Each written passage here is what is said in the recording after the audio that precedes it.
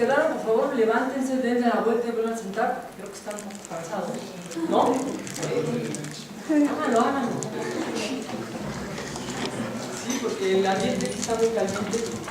Para empezar, vamos a usar no más de 50 minutos, esperemos que menos. No se vayan, está muy pesado.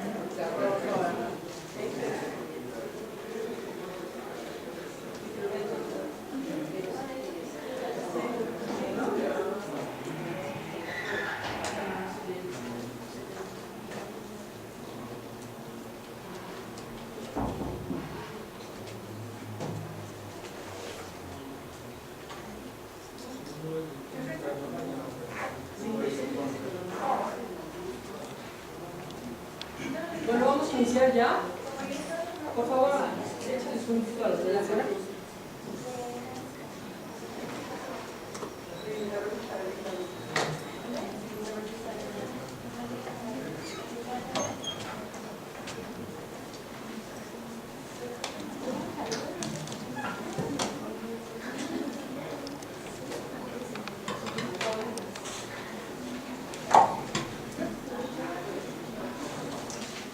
De lo que les voy a hablar es del análisis, estudio, investigación del movimiento del cuerpo humano, normalmente conocido actualmente como biomecánica, biomecánica del movimiento. En algunos lados le llaman así, en algunos lados biomecánica deportiva, aunque no se limite al deporte.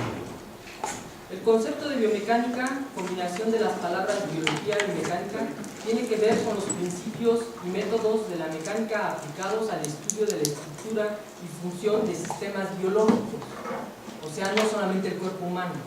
Biomecánica se aplica a otro tipo de conocimiento, no solamente al movimiento del cuerpo humano. Este término, así como el de kinesiología, seguramente han escuchado por ahí, se han utilizado para darle nombre a los estudios del movimiento del cuerpo humano. Las investigaciones en este ámbito se realizan en movimientos que el individuo desempeña durante la vida cotidiana o vida diaria, en los lugares de trabajo, en la actividad física como es el andar, subir escaleras, sentarse, masticar, comer la sopa, la danza y en las diferentes especialidades deportivas.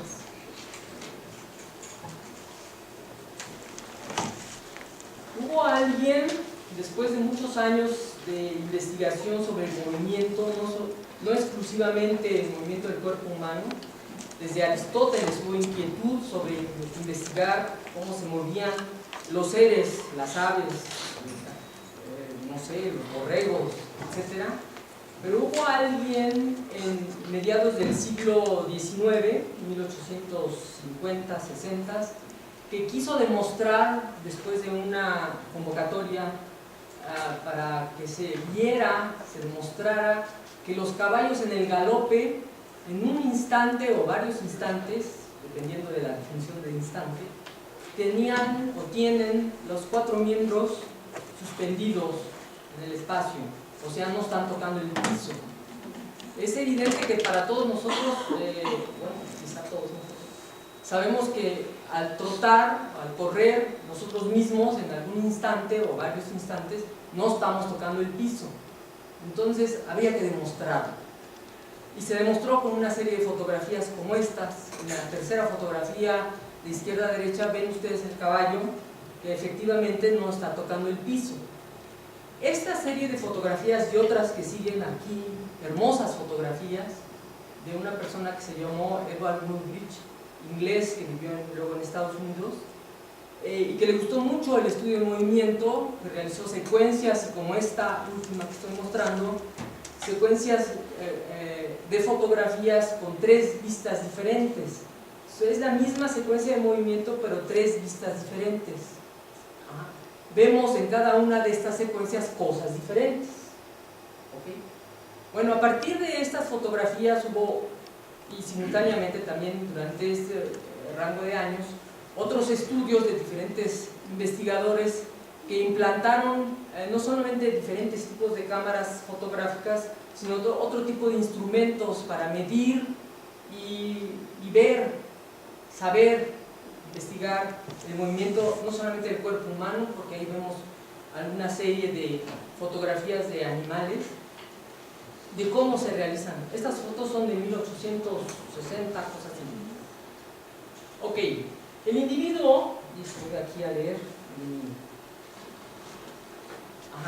en el inicio de la vida el desarrollo motor del individuo es muy limitado y está asociado al desarrollo del sistema nervioso.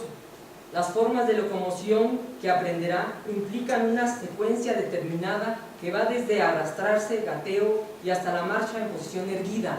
La marcha es el andar. Para el ser humano, el desarrollo motor es el proceso por medio del cual adquiere patrones de movimiento básicos o formas elementales de movimiento como son saltar, lanzar, caminar. Muchos no logramos aprender lanzar ni saltar, ¿verdad? Sí. Bueno, entonces a través de la vida, el desarrollo, el crecimiento nos hace que la forma del cuerpo adquiera, o sea, se forme gracias a lo que nos estamos moviendo, ¿no?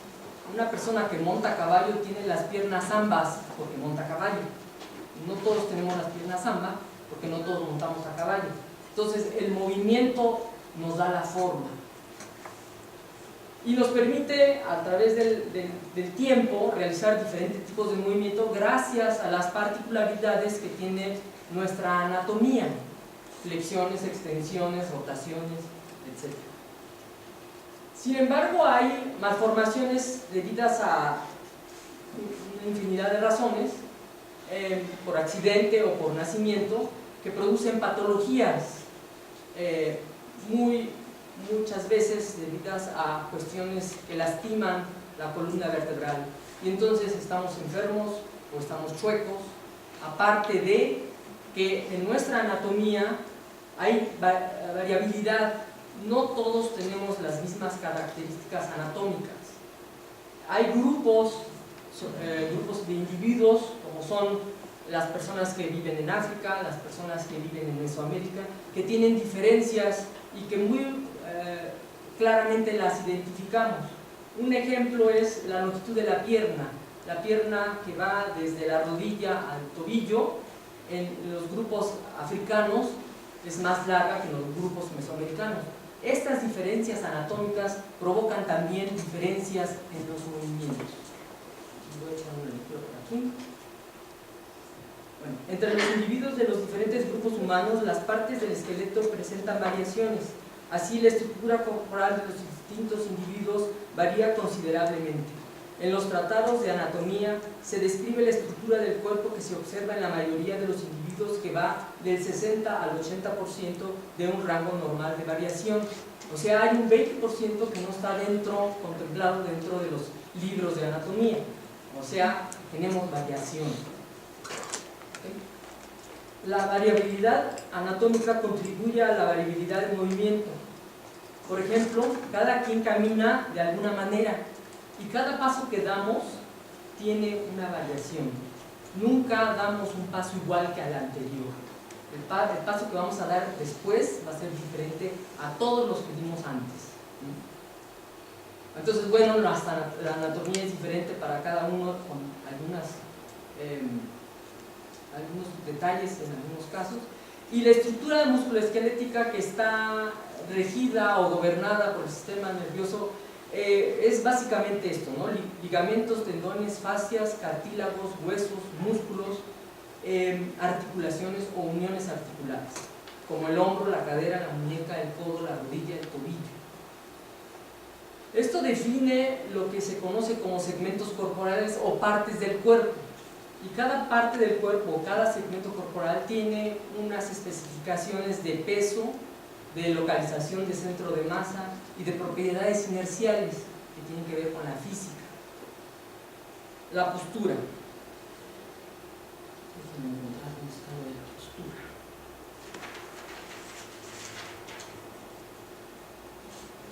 La postura es la actitud, es la distribución de las partes del cuerpo en el espacio durante el movimiento.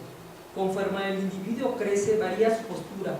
Estas variaciones son parte de los recursos que el individuo tiene como respuesta a la demanda de la aceleración de la gravedad. ¿Vieron Gravity? Los patrones de postura varían con la edad, con el sexo, con el desarrollo y con el somatotipo. ¿Sí? La postura de un individuo de 5 años no es la misma de ese individuo, ¿no?, al caminar, que la postura que este mismo tendrá a los 15, o tendrá a los 40, o tendrá a los 60.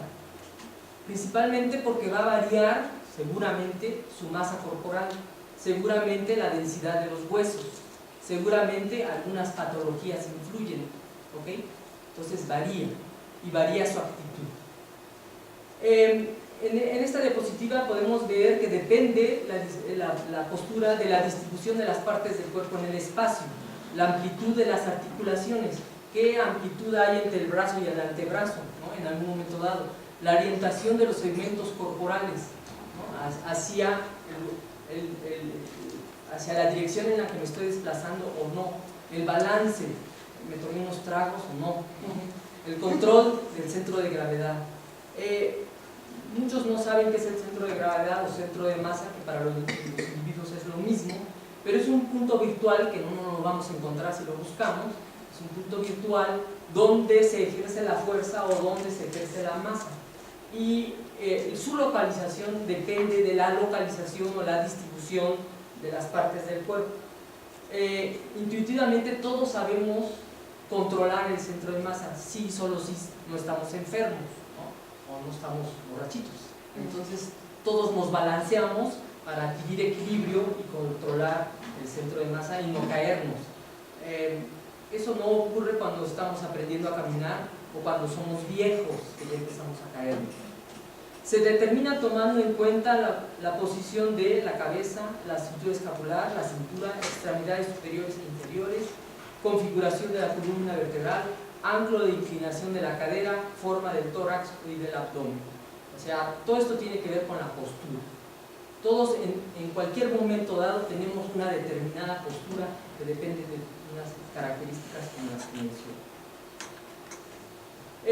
La anatomía, la fisiología y las otras características que tenemos en un momento dado definen nuestra capacidad de trabajo mecánico.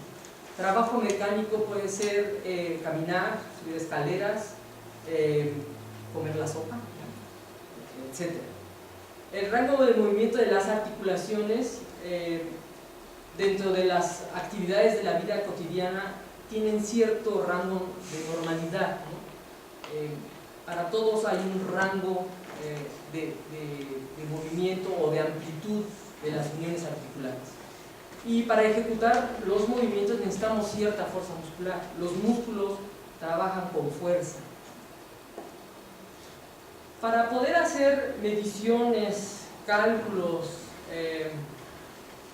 de los movimientos del cuerpo, necesitamos otro tipo de recursos o herramientas, como son matemáticas básicas. Los movimientos se pueden relacionar con referencias que pueden darnos desde dos puntos de vista una posibilidad de descripción tanto cualitativa como cuantitativa. El hecho de basarnos como cero, partir de cero, la posición anatómica sería el cero, ¿no? Como en una báscula es el cero, como en el metro, una cinta métrica hay un cero. El cero del movimiento es la posición anatómica, donde el individuo puede estar dividido en partes de acuerdo a los planos en los que se puede proyectar esa posición u otras que siguen a partir de esta. el plano sagital, el plano frontal, el plano transversal, ¿no? El plano sagital que divide el cuerpo en derecho y izquierdo, el plano frontal que divide el cuerpo en la parte posterior y la parte anterior, y el plano transversal en la parte superior y parte inferior.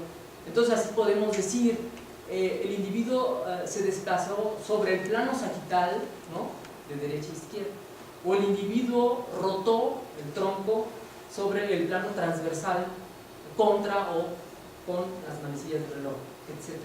Hay otras referencias que son más orientadas hacia la matemática, como son los ejes de planos cartesianos, o como son, planos cartesianos en 2 dimensiones o en 3 dimensiones. Y estos dos tipos de referencias se pueden anidar, se pueden conjuntar. Quiero leer otro texto aquí.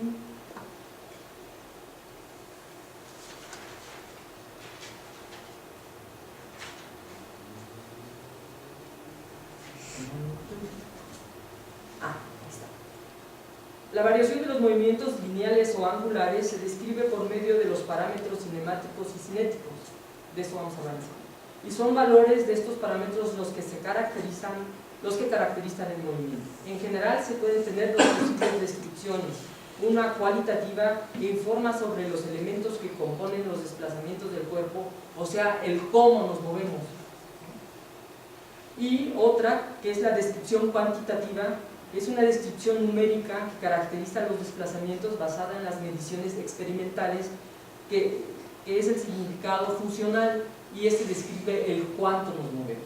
Entonces yo puedo decir, flexioné el tronco, y ya dije cómo me moví, pero puedo decir, flexioné el tronco 30 grados, entonces ya dije cuánto me moví. ¿Okay? Para el estudio del cuerpo humano, que es muy complejo, se han desarrollado, y ha habido varios investigadores que han desarrollado modelos matemáticos o modelos cinéticos o modelos inerciales. Estos modelos simplifican el estudio del movimiento y representan de alguna manera al cuerpo humano con mucho o poco error, ¿no? Aquí hay 3 ejemplos, uno que pareciera muy caricaturesco pero que se usó mucho y que aún se utiliza, el de Hanavan, en base a cilindros. La mayoría de las partes de los segmentos son cilindros, para dividir el cuerpo en segmentos que tiene el modelo, ya tiene algunas propiedades definidas y facilita su estudio. El de líneas rectas de Chandler, que es el segundo, representa el cuerpo en líneas, y el tercero, el Cesarziowski, que representa el cuerpo en secciones que, si lo vemos plano, son superficiales.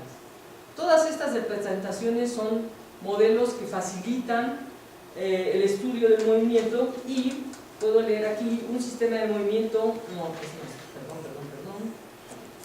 Para permitir el cálculo de parámetros cinemáticos y cinéticos en el movimiento del cuerpo humano se hacen suposiciones como la siguiente.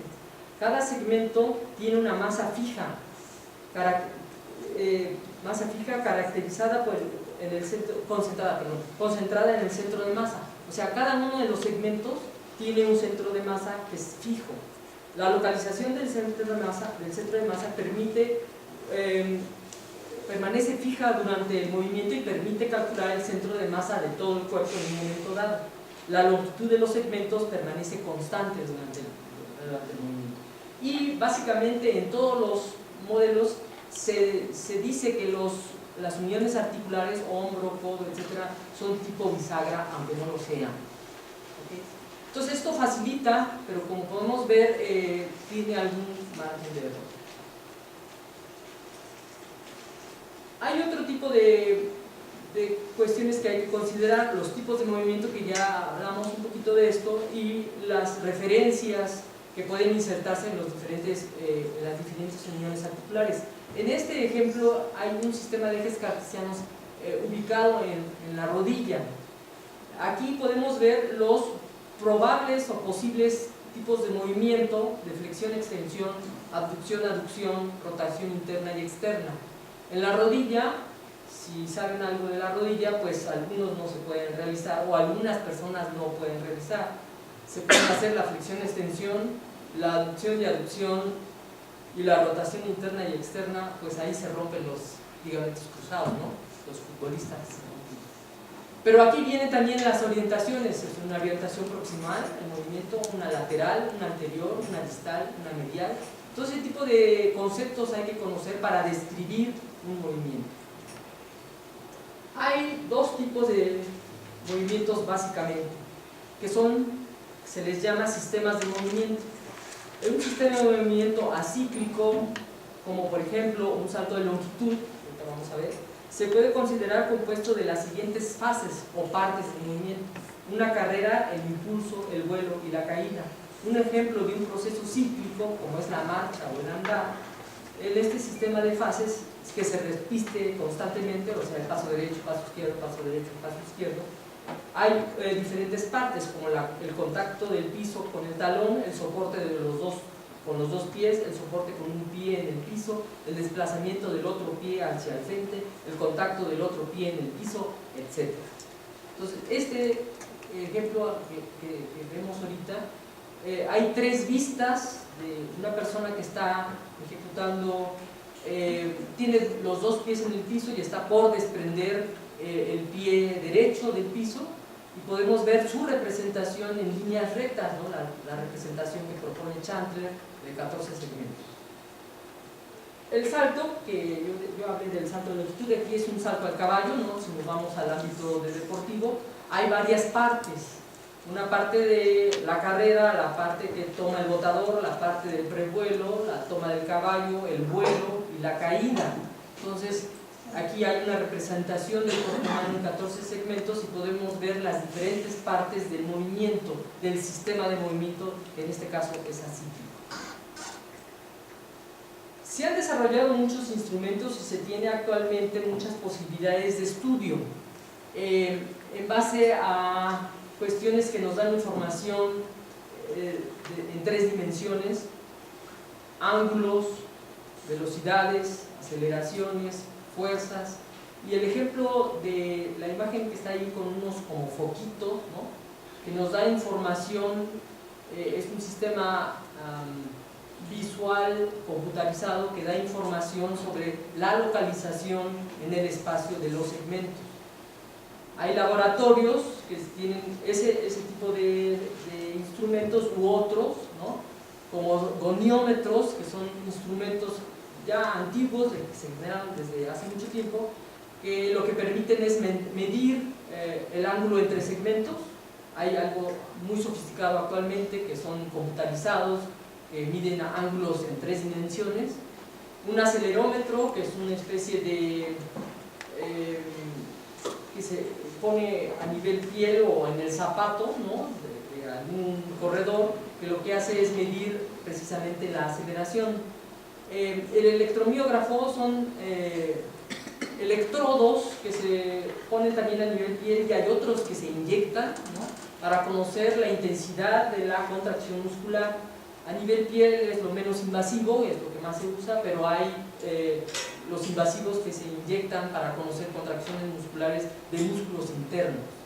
Plataformas de fuerza son unos instrumentos que se ponen en el piso para conocer cuando alguien va a caminar o va a saltar, cómo se distribuyen las fuerzas en el momento que toca el piso o en el momento que se impulsan. Fuerzas en 3 dimensiones, ¿no? La física, ¿no? Que nos da componentes en X, en Y, en Z. La cinematografía, que es el primer procedimiento que se utilizó a partir de imágenes después de la fotografía, de las fotos que mostré, fue la cinematografía, recurso muy caro, ¿no? Y muy tardado, había que revelar para conocer cómo se filmó, y surgieron muchas cámaras sofisticadas de alta velocidad, de hasta 1000 cuadros por segundo, ¿no? Toda la información posible, muy caras. Actualmente eso se reemplazó por la videografía. Las cámaras de video han reemplazado obviamente a las cámaras de cine en el estudio del movimiento, y hay también actualmente cámaras de video muy sofisticadas que también graban información hasta 1000 cuadros por segundo.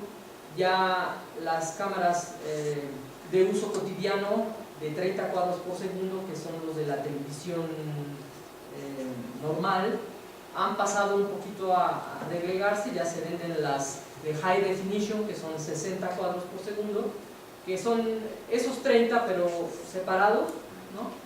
Y actualmente se están poco a poco comercializando cámaras más sofisticadas de más cuadros, ¿no? Las Phantom, ¿no? Que se mencionan mucho por ahí en las transmisiones de fútbol, que ya dan más información y permiten ver más información sobre el movimiento. El movimiento, debo decir, es un fenómeno continuo. O sea, lo que podemos capturar del movimiento, lo que nos permiten los recursos tecnológicos capturar del movimiento, es información discreta. Son algunos instantes, como son las fotografías, como es el video, como es el cine. Pero no tenemos todo. No existe actualmente ningún instrumento que nos permita tener toda la información. Cada vez hay instrumentos que nos permiten tener más información, pero no toda, nunca toda. Ok, entonces actualmente la información del movimiento en 3 dimensiones es ya común, es muy caro. Un laboratorio como lo que muestran estas imágenes cuesta 6 millones de pesos, 10 millones de pesos, dependiendo de lo sofisticado que esté. Es caro, todavía es caro. Se han desarrollado instrumentos de simulación de movimientos principalmente para describir movimientos en puestos de trabajo, para recomendar técnicas, ¿no?, de cómo se debe mover a alguien en un puesto de trabajo. Aquí hay un ejemplo de manipulación de palancas o de empujar más bien aquí es empujar algún tipo de cajota, ¿no?, o jalar una cajota, ¿no? Entonces está el instrumento y está cómo se puede jalar. El instrumento nos dice qué palancas, qué fuerzas, qué ángulos se están utilizando en moverse, y puede recomendar cómo debería de ser, ¿no? Intuitivamente los individuos sabemos cómo debemos movernos para no lastimarnos, aunque no siempre. Cuando es algo de levantar un bulto del piso, generalmente lo levantamos con el tronco y no con las piernas, ¿no? Entonces a veces sabemos, a veces no, y entonces esto lo que hace es recomendar cosas para puestos de trabajo. En las empresas, en las ensambladoras de automóviles, en ese tipo de compañías, el cuerpo humano desempeña trabajos muy intensos y los individuos son propensos a lastimarse, y obviamente el dueño de la planta no quiere que se lastime su trabajador, y hay cierta recomendación de tipo ergonómico. Hay aparatos que miden ese tipo de cosas, que también se utilizan después para rehabilitación. Estos son un par de dinamómetros, se les llama, que se utilizan para rehabilitación, pero también se utilizan para simular algún tipo de desempeño. Hay otros aparatos como el biorretroalimentador, que también contiene varios sensores que permite en un momento dado a un trabajador verle desde cómo suda cuando trabaja, cuánto suda, cuánto es la frecuencia cardíaca en un momento dado, cómo fluye su sangre, ¿no?, cuáles son las contracciones musculares en un momento dado. Todo esto lo puede medir el biofeedback en algún momento dado. Bueno, hablamos un poquito de la variabilidad, y ahorita quiero insistir que la variabilidad no solamente se debe a cuestiones de tipo anatómico, como ya mencionamos, sino también otro tipo de cuestiones, otro tipo de características. La edad, el sexo, el nivel de desarrollo. Todos estos chicos que están aquí son adolescentes y a todos los vemos diferentes, ¿no? La adolescencia es un periodo en el que el crecimiento marca la diferencia. El crecimiento, el pico de crecimiento marca la diferencia entre un niño y otro que tienen los dos, supongamos 13 años, uno puede medir unos 70 y el otro todavía mide unos 50 o unos 65. Entonces le falta crecer, porque cada quien se desarrolla a su propio ritmo. Entonces quiero leer algo en relación a la coordinación, porque dice aquí, las diferencias también en la variabilidad tienen que ver con la coordinación, el ritmo y la fluidez de los movimientos. Coordinar se relaciona conceptualmente con las fases de movimiento o conductas parciales, partes que pueden ser conectadas ordenadamente dentro de la ejecución motriz. El ordenamiento está relacionado con el trabajo muscular, mediante reglas determinadas de la actividad sinergista y antagonista de los músculos y procesos parciales del sistema nervioso. Esto se conoce como coordinación motriz. Se debe tener claro que hay una gran cantidad de factores y procesos individuales que actúan conjuntamente. En un acto motor se deben dominar una gran cantidad de ejes de movimiento, como esos ejes que vimos hace ratito en la rodilla, ¿no? Hay una gran cantidad de ejes en todos lados que el individuo debe, el sistema nervioso del individuo debe dominar. El factor referente a la elasticidad de los músculos, los tendones y los ligamentos elimina la localización fija de los ejes de movimiento. Normalmente en el estudio de movimiento localizamos el eje de rotación, por ejemplo el eje de rotación del hombro, esto que estoy haciendo ahorita, ¿dónde está? ¿Dónde está mi eje, el punto que representa el eje de rotación, el pivote que hace que mi brazo suba y baje en relación a su tronco, ¿no? Ese puntito